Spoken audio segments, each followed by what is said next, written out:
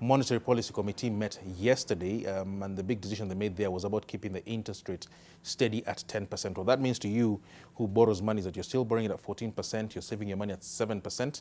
The largest story is about inflation. The MPC was saying that the inflation we're seeing right now, food price inflation especially, is simply because of the failure of the rains, or at least the delay in the short rain so far, and the expectation is that this will relieve itself by around May or June. Governor became a bit of an agriculture expert, speaking about the crops that will grow quickly, maize, whether the maize will grow fast enough to be part of the food supply. But one of the things that he said there as well was that the food stocks that we have currently are good enough, or at least are adequate to cover the needs for the country. So that press conference is still going on. We'll try and cross back in case anything interesting comes out of it. But what we want to do right now is continue our conversation about the budget, which is expected to be read this Thursday. And we will be coming to that conversation in just 1 second. Budget analysis in association with RSM. So indeed, the budget happens to be here with us. This is budget week. Earlier than normal, budget usually happens, as you very well know, in June. It's been happening like that since time immemorial. The reason why it was moved this year is because of the cycle that we have. So the elections will be held in August for the first time in Kenya's history, and because the elections will be held in August, which means Parliament will leave office earlier, which means they will not necessarily have the time enough to have a budget speech presented to them, to debate it and to pass it. So they want to do that 3 months earlier. They start in March. Hopefully by mid-April or thereabouts, that budget will have been passed. By the time they're leaving office in preparation for the next election, all that will be out of the way. So what we've been doing since yesterday, we'll be doing all the way through this week, is discussing these budget issues in partnership with RSM. And we have, as usual, the experts here with us. Ashif Kasam, who wants to take over my job doing budget analysis. I'll start with Ashif before I introduce your colleague. The best place to start off is where the CBK left it, which the CBK speak about inflation. He's speaking about what's happening. He's not too scared about inflation numbers because it's a temporary phenomenon brought about by the weather, as opposed to be some sort of structural thing about the Kenyan economy. Is there in that analysis? To a large extent, he is. If you really look at the budget numbers this year, people say that we are borrowing very high and we are in doom and gloom. To an extent, yes, we are borrowing high. But if you analyze the budget numbers, our total budget is 2.3 trillion shillings, of which we are spending, our total budget expenditure is 2.3 trillion shillings. Our budget deficit is 523 billion shillings. Which means what we don't have. Yeah, we don't have. But remember, we are spending this year in the budget 638 billion in infrastructure.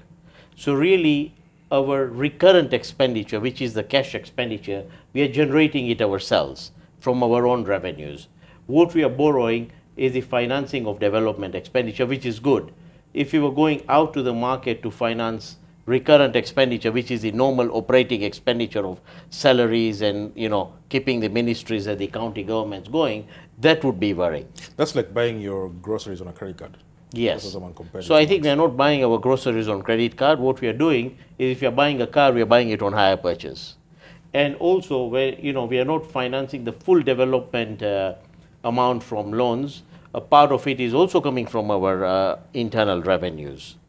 But there are two things at this stage that one needs to be mindful of. One is, I think the governor mentioned that the credit is slowing down. If you look at the gross advances, they are stabilizing. So there is no new credit coming in. The second thing is that if you look at the numbers from 2017 to 2019 on the budget, one thing is that we are still going to continue borrowing heavily from domestic sources, while we are actually net on foreign sources. So what is happening, this year we are borrowing 150 billion from international lenders, we are repaying 150 billion also. So it's a zero position. But when you look at domestic, the government is still competing with the commercial sector. And obviously that makes credit slightly expensive to the commercial sector. And with the interest rate caps, what will happen is banks will see that if I'm making 14.5% approximately lending to Ashif or Wallace, I rather put it in government, which is giving me 13.5 or 12.5% tax-free, and it's totally safe if it's the long-term infrastructure bonds. And so what that competition is what is slowing down the cash flow in the market. Sachin, Bernard, I want to come to you because, again, leading off from what the governor is saying, and in this case, it's about shocks. So you can present a very nice budget on Thursday, or it was presented last year or the year before that. There's one expected next year. But the one thing that you don't account for, or it's difficult to account for, is shocks. So, for example, the rains fail. Kenya is largely an agricultural economy. That agriculture is largely rain-fed, so if the rains fail, the whole thing cascades through the system. So you might have all these fancy plans, but if something like this happens, it sort of starts crumbling. So do you account for food, provision of food relief to people? Do you account for trying to relieve some of the other things like emergency building of irrigation channels and things like that? My fear is that we still budget with an ideal picture in mind, then reality checks in and you have to have supplementary budgets that reflect that reality. I think, Wallace, you're right there. Most importantly, it's important to know that when we're doing the budget at a particular point in time, we can't foresee everything that's happening. For example, the governor has clearly said inflation is going up because of weather-related patterns. The question that we need to ask ourselves is, what are we doing to mitigate these external shocks that could happen?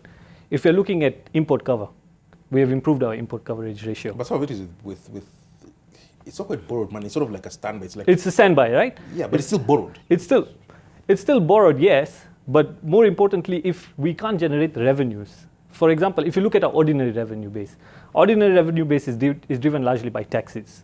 Okay, what else can we do to encourage development? External shocks. It's borrowed money. That's a fact. The second thing that we need to look at is, if you look at the long-term sustainability of the debt, although it's borrowed, the IMF clearly said in December that we're a low distress risk country. Okay, what that means ideally is that when they look at the parameters that are being applied, for example, by World Bank, and they look at the present value of debt, Kenya is still below that benchmark. So are you seeing the smirk on my face? Yeah. Are you seeing the high level of doubt Yes. on my face? I guess it's because the IMF will say that, and then next Yeah. year they'll come and see a distressed country, and so therefore you must take these distressed positions. They're famous for that. Yeah, but they did the same. They did the same report in March. Yes. Going back to what you said, they've done the same report as of December. Now we are at a time whereby we're looking at political risk to some extent because of the general election. Has anyone priced that in? Now the reality is that what they've priced foreign exchange going outwards, okay, because of the political risk, and even at that level, we might have a temporary deficit. That's what they've said. Although temporary, we will be able to stabilize ourselves. That's what they've said. There's something I want to pick up on what you said, which leads us back to yesterday's conversation about the tax issue. Although yesterday was more about income tax. So here's sort of the bigger picture. Okay. You're saying that revenues come from a tax collection, which is obvious. Mm-hmm. But if many companies have been declaring profit warnings, they've been going into loss-making territory, there's been huge amounts of layoffs, and you know how small the salaried set of people in Kenya is. So if you're losing people from the salaried employment, which means they're not going to be able to pay tax because they're not earning money, companies are declaring profit warnings and they're doing badly because the economy is not doing very well, and which means they'll have less money to give to the government because they're not making profits. Where is this revenue coming from? You see, we have to look at it in two ways. The first one is, yes, our tax base is low for a country, right? Direct tax is something like PAYE, it doesn't work that well. But indirect taxes is an opportunity that we could exploit. For example, we have a large informal sector that's not taxed. Okay, and this is my opinion, and Ashif can probably come in and give his Ashif can disagree all he wants, but the fact is, yeah. it's taxed, but it's taxed very low, and this argument has gone on for as long as I can remember. We will expand the tax base, we will widen it. It never quite happens. No, it is happening now. Ashif, be realistic. No, I'm being very realistic, okay? What is happening is that previously, your PIN number had linked to nothing, okay? So your PIN number was only a document you kept in your pocket or in your drawer, but now the KRA is aligning your PIN number to 5 different sectors. So it is aligning it to banks. So every time an interest is going to be paid from the bank, you have your PIN number linked to it. It's aligning it to the stock market. It's aligning it to the land transfer registry, okay? And the 3 main areas where people whose untaxed income lies is these 3 areas, okay?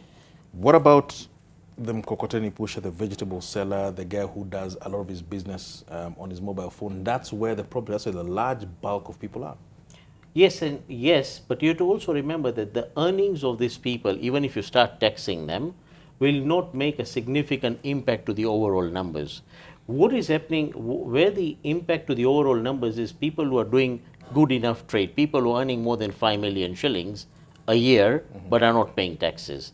And those people are in some sort of formal place where they put this money, whether it's in the bank, in the stock exchange, or in land. And so those three, if they are linked, we will sort the problem out of going to probably 95%, milking the cow 95%, and the other 5, no country can do it. Even if you go to England today, there are still these Polish people who come and repair your bathrooms, and you pay them in cash, and they'll never pay the tax. Okay, so that's a global phenomenon that can never be resolved 100%.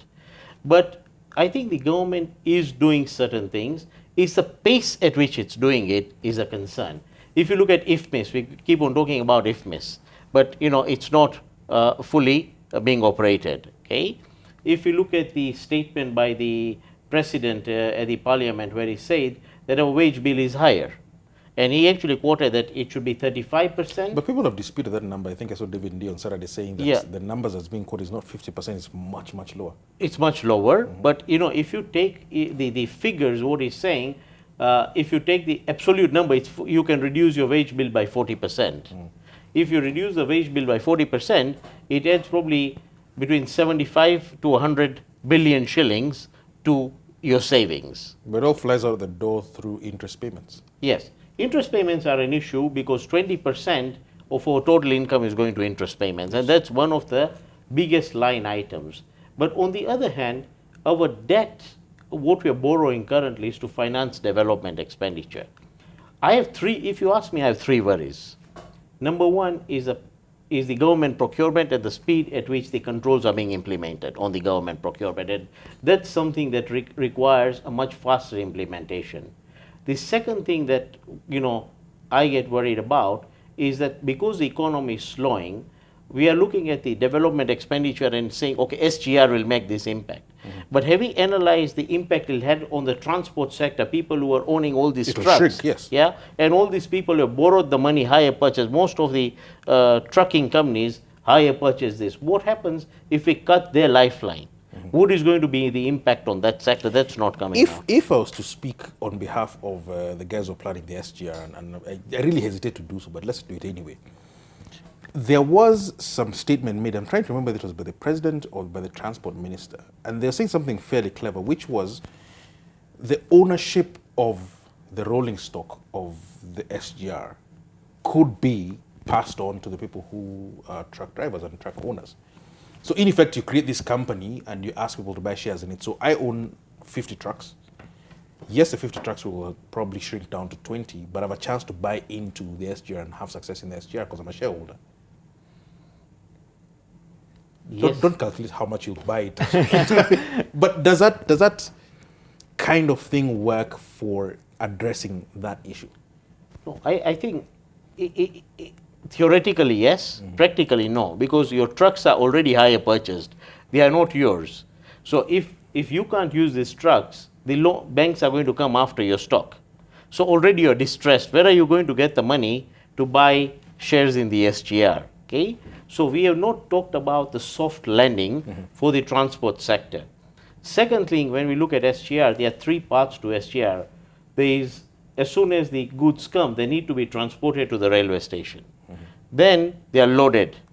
Then it comes to Athi River. They need to be offloaded and brought in. We are not talking about the 2 ends of the logistics and how they will integrate into SGR. So the issue is, will SGR take all the load that we are looking at, or do we still require, despite the SGR, investment in our road system? Because there are a lot of transporters who are saying that from there, with all this cost of loading and unloading at 3 different places, the cost of using SGR might be slightly higher than using the road transport. Or a lot higher. Or even if it's slightly lower, the issue is that the time it takes, people are not guaranteed. So you rather just load something in Mombasa in the morning and you get it here the next morning. But the point about, and I don't get stuck in the weeds of SGR, but the point about a railway is what people say, not just here, but in lots of other places, is that you're not putting time-sensitive stuff on the railway. You're going to put vegetables that you need to export out to wherever. Here you're going to put bulk items, things that if it's delayed by 3 days or a week, it doesn't matter much. It's not a time-sensitive piece of cargo. So in that case, that argument may not necessarily fly. Yes. So, the issue of the potential benefit of the SGR and the impact on the transport industry has not been totally considered together. I have not seen one report that says what will be the impact on the other side. So when we talk about shocks, these are the shocks that people, are not taking into account. Okay, we are addressing some other shocks like irrigation projects. We are looking at input subsidy for fertilizers, but is this reaching the people? That's the other part. So the third, concern I have, are all these programs reaching where they are supposed to reach, and what is the accountability on that? And I think if you were able to tighten these three concerns, then we are on the right path. There's again picking up on what Governor Njoroge was talking about, which is banking sector stability. There's lots of issues there, and again, not getting stuck in the weeds of the banking sector. But one is this interest rate cap business. The second one is the ratio of non-performing loans. There's different arguments. Argument number one is, like I said, it's just a pure mathematical formula thing, numerator and denominator. But the larger thing is that banks are now being told you have to provision properly for these things. Banks are saying we're being too squeezed. The interest rate caps are squeezing our business. We're not able to lend as we should have lent. We're not able to factor in the risk factors that we should factor in. And so, as Ashif says, what we simply do is go off and lend to government, because they can't take the risk that you are saying the truth in your loan application, so they can't take that risk. They say, you know what? If government wants to sell a bond or a treasury bill, I'd rather put my money there than lend to you who will run off with it. Wallace, I think we need to look at it maybe in two perspectives. The first one is what the governor has also said is that these are preliminary numbers based on what he wants to look at and get a more comprehensive report towards it. One of the things he said is that yes, private sector lending has gone down, and the ripple effect is, and if you look at the Kenya National Bureau of Statistics report, they have actually said SMEs currently, their lifespan is about 4 to 5 years. And if you're getting more of the loans that were due now in short term, you can only imagine the crunch that could happen to various industries. Whose fault is it though? It's not easy to put blame, because at the end of the day, we also... That's not being nice. Just say it. I mean, the thing is, we know the banks have been quite aggressive at a particular point in time. But in Kenya, if you look at it, the risk profiles for different people have to be factored in my personal opinion. We can't just have a cap saying that maybe Wallace's risk profile is more than Sachin's risk profile. They need that extra. What is he offering in that as a collateral or whatever it is that they're looking at? So I would personally say, even going back to the IMF when the interest rate caps did come in, they actually even said that, look, we anticipate private sector lending to slow down. But here's the thing, and again going back into this issue of the preface, we'll come back after the break, but this one is important to handle now. The experts said, yes, interest rate caps are a very blunt tool. It's sort of in the right tool to use. But banks are not necessarily innocent, because if you're making these huge double-digit growths in profits, if your risk pricing is 10 percentage points, meaning that you come and tell me base rate is 10.5%, but because you are a risky guy, we're going to lend to you at 22%, it doesn't make sense, because you're asking me to make 22% profit before I even start making money for myself, because that 22% is going back to paying the bank loan. So the banks were at fault. And then they come here and say, but they see, we told you, so therefore we can't lend to you, and all that. They can't be that innocent. Yeah, I agree with you to that extent, but then we also have to remember our credit reference bureau system is not at mature level yet. So being able to get that information of one person to the other is not very clear for them, you see. But as the maturity of the credit reference bureau system goes, then you can easily negotiate a lower price point for yourself. But coming to it, Wallace, there's one interesting point here. As long as the government is going to borrow from the private sector at 12, 13.5% on long-term bonds, tax-free, okay? You're creating a wrong benchmark.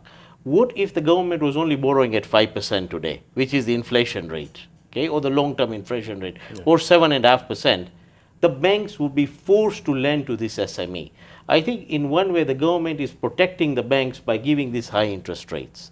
And to me, the challenge is if the government stops borrowing and they find an alternative to this 300 billion that they're borrowing from the private sector and letting it go at a lower rate, then we will see whether this interest rate cap is working or not working. All right, we need to, like we told you, we're trying to cover everything together, and we'll try and bring in Dan Mwangi if he's reached Namanga and all these problems we're having as the East African community. But where we were was at the Central Bank of Kenya, where Governor Patrick Njoroge was addressing a press conference. He's still going on, and so as we go into the break, we just want to listen just a bit about what exactly he's speaking about with regard to interest rates, the economy, and Kenya as a whole. I do not want to speculate on that. My point is, I'm a firm believer that after we've done, let's say, I'm a firm believer that we'll go back to where we should be. I cannot tell you whether it is in 2 weeks or whether it is in 2 months, whether it's in whatever period. But all I can say is I do believe that in the end, the data will show that it is quite damaging to the economy, it's quite damaging to our own people. The people that we expected to help are the ones that are hurt the most. So it's a sort of a curious sort of thing. Last point really on this, if you look at the press release, the last paragraph talks about this particular issue as well. It talks about how monetary policy has been blunted by the interest rate cuts. Actually, one more point I should have said is, looking at the distribution of loans, they are actually all clustered around 14%.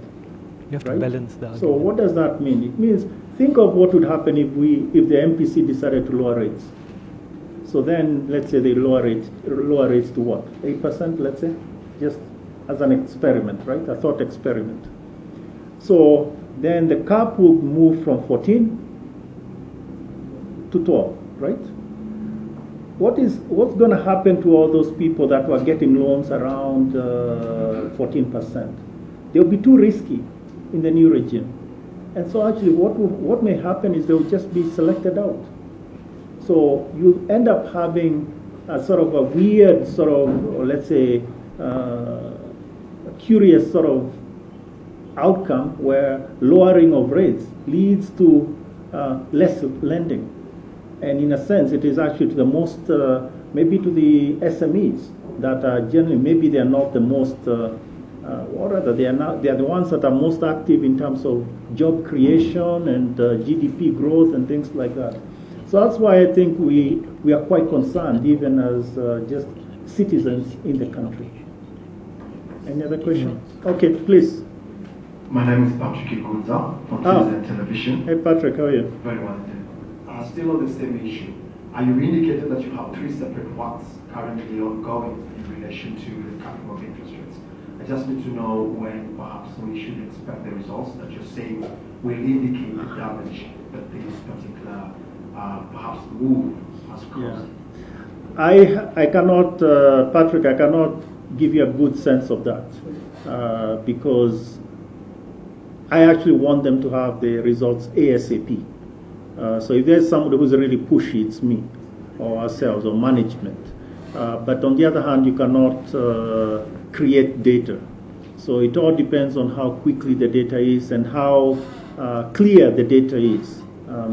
That, I think, is where we need to let the researchers do their job without, interference, in a sense.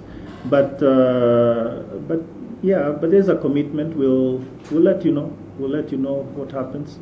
So I don't expect that these reports will all come out, or these studies will all come out at the same time. So whenever the first one is ready, we'll talk to you about it. In the same way I just mentioned to you the sort of very preliminary outcomes. And maybe we'll talk to you a little more about that specific piece of work. So sorry, I can't tell you more, Patrick. But you're sort of almost sure that the data will show lots of damage as opposed to... I cannot, this is the part I would be very clear that I do not want to predict what the data will show. I cannot. What is clear is let the chips land where they may. That's the approach. So we are not saying that we expect X, Y, Z. We talked about what one could have expected back in August of last year. That was the time of discussing expectations and models and things like that. Now, let the data show what it is.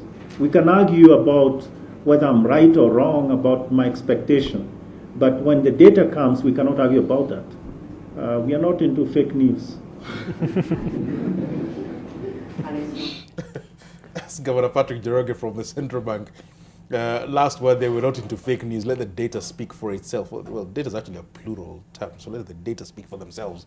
But point is being made there with regard to how we're measuring the economy, and I think this is part of the conversation we're having.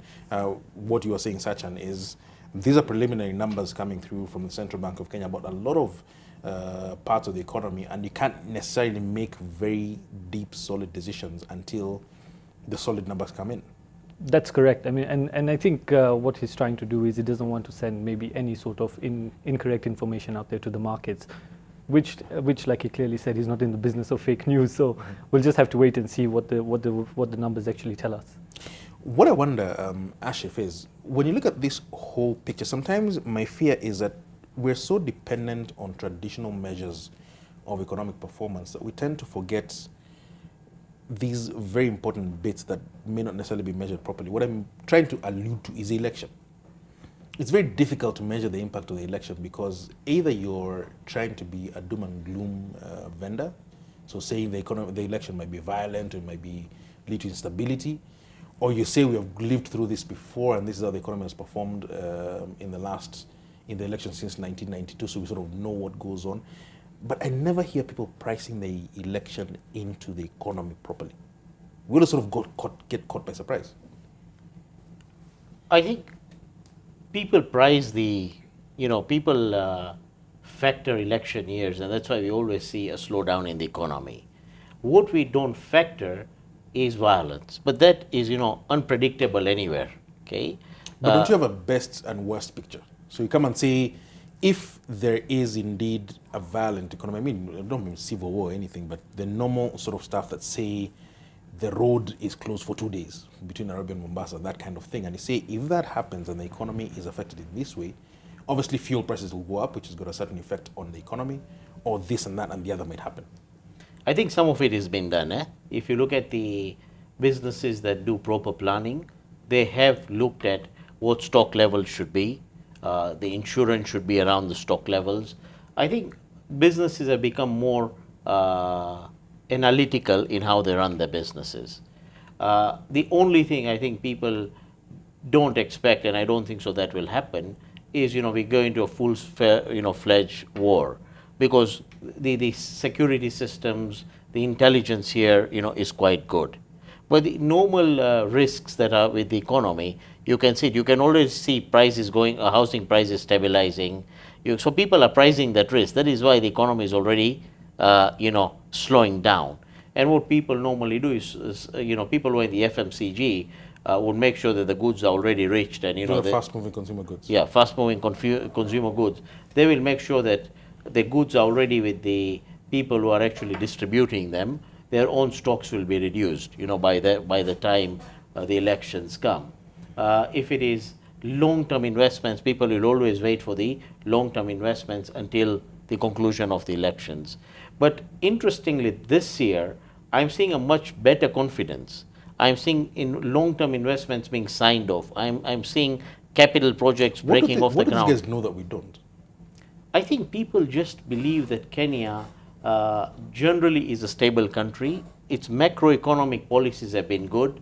If you look at the stability of the interest rates over the number of years, they've been good. If you look at our exchange rates, people say that we have volatile exchange rates. But take it over a period of 5-7 years. It's very steady. Yeah, it's very steady. So some of the fundamentals in this country are very steady. The only two fundamentals that are not steady and which can only improve this country, one is public expenditure and control over it, and especially the corruption around it. Okay, that is a key area, but that can only improve, and the speed of doing business. Those are two things that are still dragging us down.